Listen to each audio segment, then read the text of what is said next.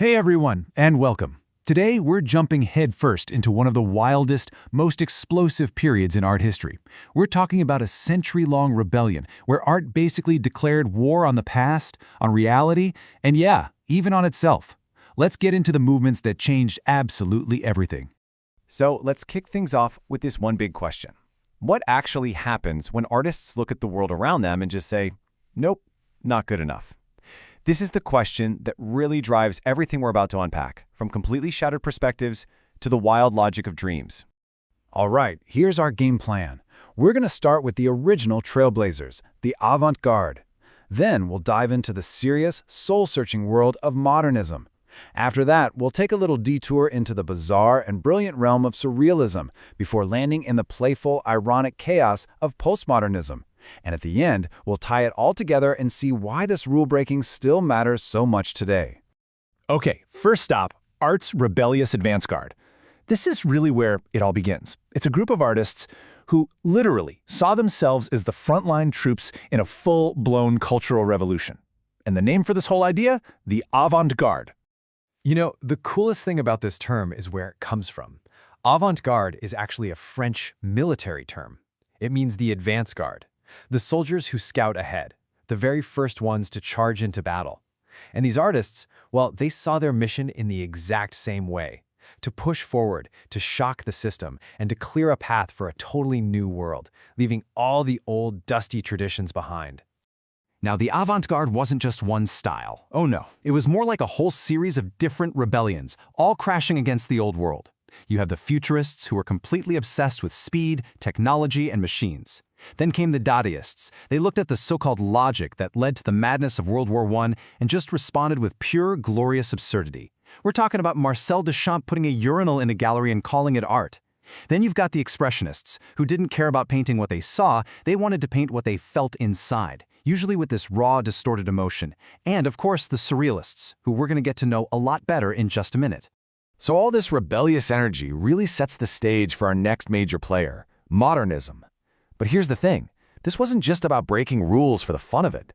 Modernism was a deep, really serious response to a world that had been completely shattered by war and industry. Modernism pretty much rose from the ashes of World War I. Just think about it for a second.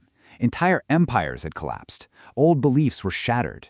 Artists felt like the old, tidy, traditional ways of making art just couldn't capture this new, broken reality anymore. They needed a whole new language to talk about a new, chaotic world. So what did this new language look like? Well, for one, it was all about fragmentation.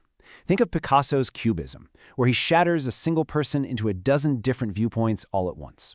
Artists turned inward, using techniques like stream of consciousness to show the messy, chaotic reality of our own thoughts. Their work is filled with characters who feel alienated and totally alone. But, and this is so important, amidst all that chaos, they were on this desperate search for meaning. They'd even use ancient myths to try and force some kind of order onto the modern madness. All right, now let's zoom in on a really specific, really influential piece of the avant-garde that took this inward journey to the absolute extreme: Surrealism. If modernism was about navigating a shattered external world, Surrealism was all about unlocking the world within our own minds. The godfather of Surrealism, a guy named Andre Breton, gave it this incredible definition: pure psychic automatism. What does that even mean? Well, the goal was to completely bypass your rational, logical brain and let your unconscious just speak. It was hugely inspired by Sigmund Freud's brand new theories about dreams and all the hidden stuff going on in our psyche. So, how'd they actually do it? Well, they developed all these techniques to break logic. They used powerful dream imagery. I mean, Salvador Dali's melting clocks, right? They practiced automatic writing, where you just let your hands scribble across a page without thinking. They created these bizarre juxtapositions of things that don't belong together, like putting a lobster on a telephone. They were masters of creating the uncanny, that creepy feeling you get when something totally familiar suddenly feels strange and menacing. And this is a perfect way to get what they were after. In Kafka's famous story, The Metamorphosis, a guy wakes up one morning as a giant bug. But the most surreal part isn't even the bug thing, it's how his family just kind of accepts it. This bizarre new reality just becomes normal.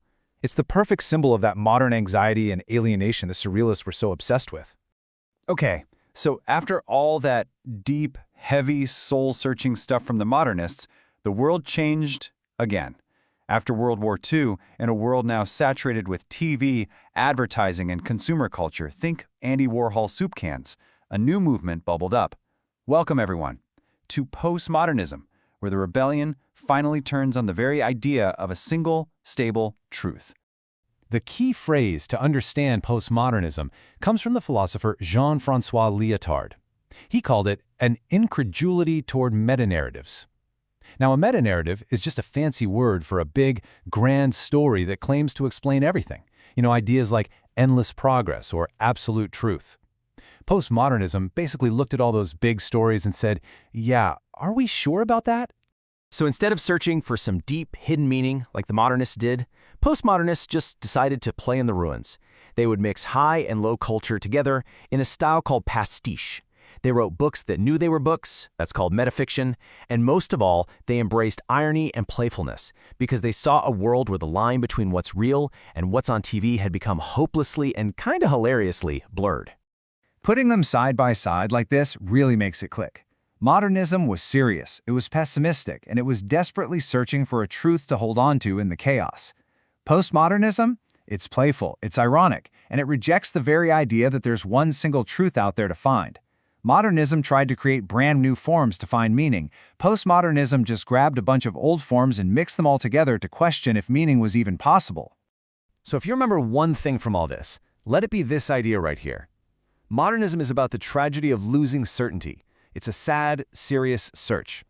Postmodernism, on the other hand, laughs at the very idea that we ever had certainty in the first place. It thinks the whole search is a joke. All right, so why should we care about some artsy rebellion that happened decades ago? Well, because the echoes of the avant-garde are absolutely everywhere today. Their wild experiments basically created the artistic language that we all now speak.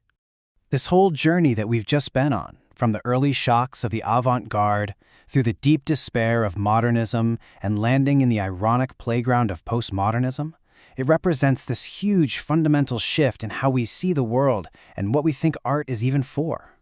And the legacy is just immense. These movements blew the definition of art wide open. They questioned authority. They proved that art's job isn't just to be pretty and comforting, but that it can and maybe should be challenging, provocative, and even a little unsettling. I mean, everything from performance art to conceptual art to the weirdest experimental films you can find, it all owes a huge debt to these original rule breakers. Which leaves us with one final, big thought to chew on. After a whole century of artists systematically breaking every single rule they could find, what's left? What rules are even out there for the next generation of rebels to smash? Something to think about. Thanks so much for joining me.